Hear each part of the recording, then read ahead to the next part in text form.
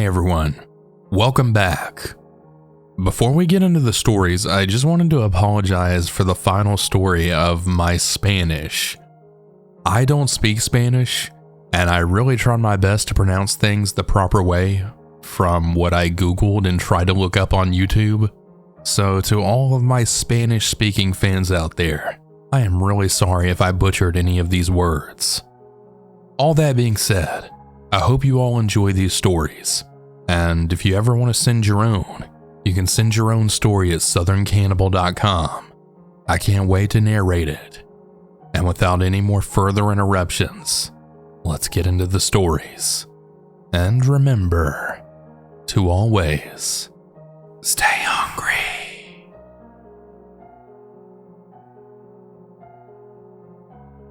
So first off, this is my first story of many to share. This was about 20 years ago, and I had just graduated high school. I was pretty young and wild and unaware of a lot of the world's dangers. Plus, I grew up in a small quiet town in Arkansas, where pretty much everyone knew everyone. I was 19 years old, and at the time, AOL was the big thing. I had been chatting with a guy from New York City for like 6 to 7 months on the phone and webcam, so I myself thought that I really knew him. He had offered to buy me a one-way plane ticket to New York City in order to see me. That should have been the first red flag. Why a one-way ticket? Anyways though, he had bought both me and my friend, who we'll refer to as K, plane tickets. My parents kept telling me not to do it, that it's a very bad idea. But being young and dumb and a bit rebellious, I went anyways. We eventually landed, and he picked us up from the airport. On that night, we'd stayed at a house outside of New York City, and he said that the next day we'll go to the city. So we rested, and the next day we got into a strange car, and we then headed to NYC. I was honestly completely blown away and amazed. He then told me and Kay to go grab our stuff, and I'll park the car and be right back. So we then waited at the central train station for what felt like forever. So I had called his cell phone over and over, and then something absolutely insane happened. A police officer had answered his phone and said that he had been arrested and that the car that we were in was actually stolen. And not only that, but he apparently also had a very high reputation for sex trafficking young women. Then it all hit me. He was probably intending to sell me and Kay, and we would have never been seen again by our families and friends. I started crying, not knowing anything about NYC, with absolutely no money in my pocket, and not really sure what the hell we were supposed to do next. It was a long day, and I called my parents. They had wired me some money through Western Union, which I had to locate, and they also got us a hotel and a plane ticket back home the next morning, so we had to get on a subway and find the hotel in Long Island. I want to thank the man upstairs for watching over us. I still can't believe my friend and I were almost taken away from our families, never to be seen or heard from again. It's extremely terrifying to think about that. Please stay safe, my friends. In 2013, I was a 9-year-old female. I'm now 19. I had moved to Germany for my mom's job. I lived in an apartment right across from a park. Now, this specific park was one like no other. It was different and unique. I'm from Ohio, so it was pretty interesting to me. My sister, who was 12, then decided to play at the park and thought it would be a good idea. My dad was the only parent home then, so we told him we would play at the park across the street. We then crossed the street and made our way to the park. As we were walking, I noticed a strange man on the opposite side of the street. I glanced at him, and I saw that he was already looking at my sister and I. This man, who we'll call John, looked homeless. He had a long gray beard, and he was on the heavier side. And overall, he just looked like he needed a shower. I noticed that he crossed the street, and then walked behind my sister and I. At that point, I had had a gut feeling that something was off. My sister and I had just entered the park at this point, and John had followed us all the way to the park, and it just stopped at the entrance and exit, blocking us from leaving the park. He was standing there and staring at us with a blank stare, looking like he had no life in his eyes. The park was on a hill, so my sister and I decided to run down it to get to the other side so he couldn't see us. We then noticed that he left, and then we decided to keep playing on the swing set. I really wish I could say that this was the end of the story, but the truth is way more disturbing. We then noticed that John was back, and he wasn't alone. He had brought another guy with him. Again, they just stood at the entrance and exit, blocking us from ever leaving. Right at that point, I ran to the other side of the park, my sister following me, and I was bawling my eyes out because I was terrified. My sister then decided it would probably be a good idea to leave through the original exit, and I refused and continued crying. Just for some context, this all happened in broad daylight. I then decided that I would hop the fence and go back home because I absolutely refused to go out of the way those guys were at. I was crying so loud that my dad had heard me from the apartment, and he then screamed out of the window to get home. I saw that the guys had ran away after they heard my dad yell for my sister and I. My dad had also seen these men run away as soon as he yelled for us. At that point, we both hopped on the fence and ran all the way back to the apartment. I was still crying because I was so scared and also thinking of what could have happened to us. Even though I was young, I still knew the importance of stranger danger because of all the Datelines my mom watched and her telling me about it. Again, my sister and I were the only people at this park. I still can't wrap my head around why John followed us all the way to the park, then stood there, watched us, and then brought one of his friends to do the same. But I really hope I never find out. So I'm a 40-year-old female, and the story happened to me when I was 27 years old. At the time I had a car, but it had been in the shop for like 3 weeks, so I had to walk everywhere. I grew up in a small town when I was younger, but we had moved to another town about 30 minutes away when I was about 10.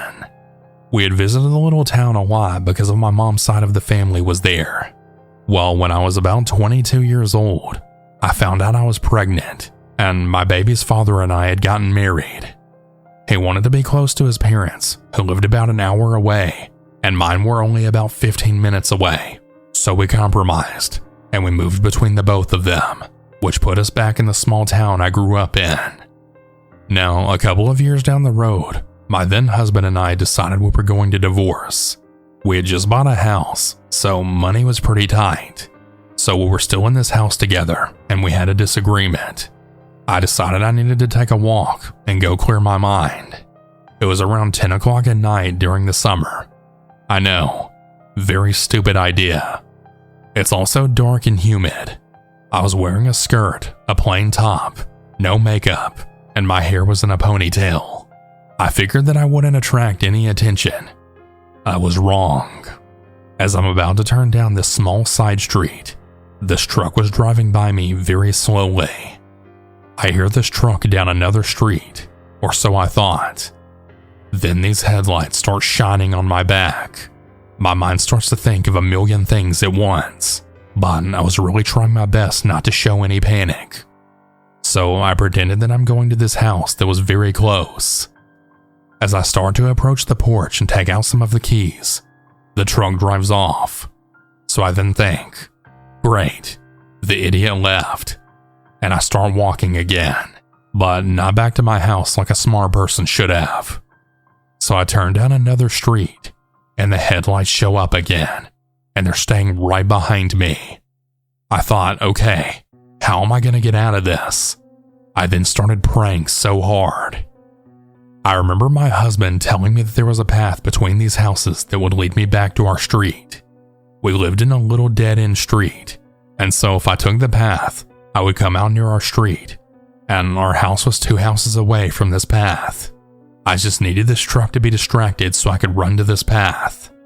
Well, a car shows up behind this truck and honks its horn, and the truck takes off, and so do I.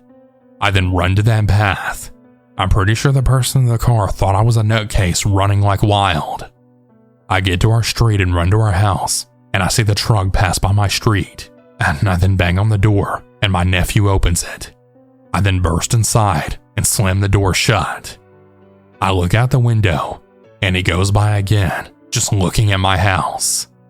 My husband at the time wakes up, asking what the noise is all about. I then begin to tell him everything that's happened, and he goes and stands on the porch. The guy in the truck drives by one last time, and I call the cops. Of course, they don't do anything about it but take my statement, and also telling me not to be walking around at night because this town isn't safe. I don't go anywhere at night unless I need to now, and it's always in a car now.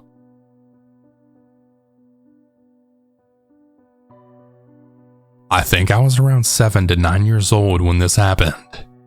My mom had taken me to a local park not far from where we lived, and it was somewhere we would go regularly, usually with my dad, but he wasn't with us that day. He was probably at work. The park was pretty open, so there were loads of different ways to get in and out. There was a large field to the left of the playground and the surrounding areas filled with plants and picnic areas, and walkways as well. It was always active with dog walkers, families, or kids playing on the equipment. One of the entrances to this park was a large gateway surrounded by big trees that formed a sort of archway. There was this really tall slide that was directly across from this archway. It was a fairly big park, so to walk from the archway entrance to the slide would have taken 1 to 2 minutes. It was a quiet day, and me and my mom were the only ones at the park. I vividly remember sitting right at the top of the big slide, getting ready to go down. I looked forward, and walking through the entrance directly across from me, I then saw the silhouette of this man walking through the trees into the playground. My heart sinks, and I immediately felt very bad vibes from this guy. I was already scared for some reason, and I didn't want to slide down and get any closer to this man. Something in my little mind told me to stay very clear of this guy. I went back down the steps of the slide and ran back toward the picnic bench and sat next to my mom. Now sure, I was an anxious kid, and I was practically mute with most people until my teen years. I just didn't like talking to most people, but I didn't have a problem playing when other people were around. It was a park after all, and I expected to see people around, but I had never had this type of feeling around any adult before. I just knew something was off. Even as a small child, I thought it was really weird that this grown-ass man was on his own, walking through the entrance of the park that takes you directly into the playground when he could have gone anywhere else. This place was massive after all, and I mean, he decided to walk straight towards a young woman and a small child. So I'm sitting next to my mom on the bench, and this guy actually comes and talks to us. I remember him saying something along the lines of, "Oh, I hope I didn't scare you. I noticed that you didn't go down the slide. Don't let me stop you from playing." And he then proceeds to ask a bunch of questions, like what happened to my arm. I was wearing a sweatband, and he had mistook it for a bandage. My mom was trying to be friendly, but also being short with him, and answering all of his questions with just a few words. I knew she too wanted to get rid of him. I was screaming in my mind for him to just please go away. We didn't move from the bench, and after what felt like an hour, he eventually ended up leaving.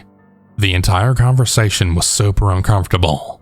I can't really remember if we had left straight away after that, but I do remember that I didn't move from her side until he was completely out of sight. I mentioned this guy to my mom a year or so back, and she said that she too was also super uncomfortable around him, which I didn't know at the time. She was saying that she thought that he was trying to persuade me to leave her so that he could grab me when she wasn't looking, and honestly, I think I believed that too.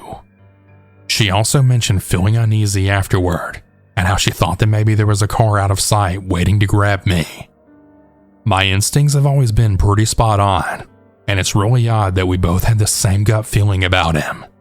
Maybe me and my mom both just sound crazy paranoid, but I genuinely think that that guy was up to no good, and I'm glad I followed my instincts.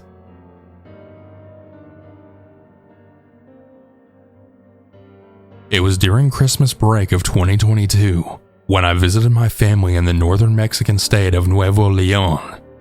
Northern Mexico has on and off been in the news for a number of kidnapping, gang and drug and gun crimes, especially those that resulted in the deaths of American tourists. For some background knowledge, I was traveling alone as a 14-year-old male because my parents had split, and my mom had no interest in going to visit my Mexican father's side of the family. The deal was that I would take a direct flight from Boston to Monterrey, the capital of Nuevo León, where my Uncle Juan would pick me up before we would drive an hour or so west to a small town. I had only met my Uncle Juan once for my sister's quinceañera when I was around 8 years old, so I only had vague memories of him. When I had safely made it to the airport, he was eagerly waiting for me at the gate. He wasn't exactly the kind of guy I would want to drive me through northern Mexico alone at night, due to the fact that he was 5'3" and weighing somewhere in the 200s. I'm quite small myself at 5'5" and 120 pounds, so neither of us looked the most intimidating. The only safety confidence I had was from the martial art classes I took weekly back in the States. Anyway, when he helped me put my bags in the trunk of the car and we got in, we sped off from the airport. We eventually left the city and went off on dirt side roads that looked more like hiking trails. Uncle Juan was a man of few words, making the drive extremely awkward. I simply stared out of the passenger's window of Uncle Juan's beat-up van and all the pastures, especially the fruit plantations illuminated by the late-night moon. This is how it was for around 30 minutes of the drive, that is until Uncle Juan veered off from the road and then pulled into a sketchy-looking gas station. "Shit, we're nearly out of gas," he said angrily in Spanish.